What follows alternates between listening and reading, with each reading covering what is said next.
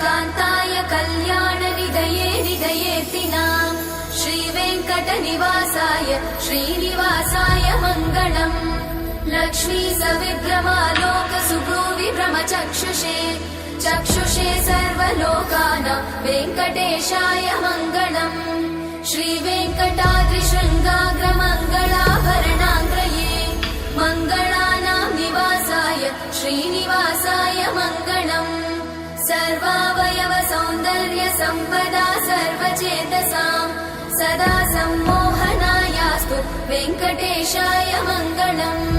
नित्याय निरवध्याय सत्यानन्दचिदात्मने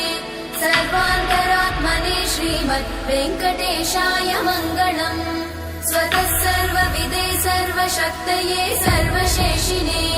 सुलभाय सुशीलाय वेङ्कटेशाय मङ्गलम्।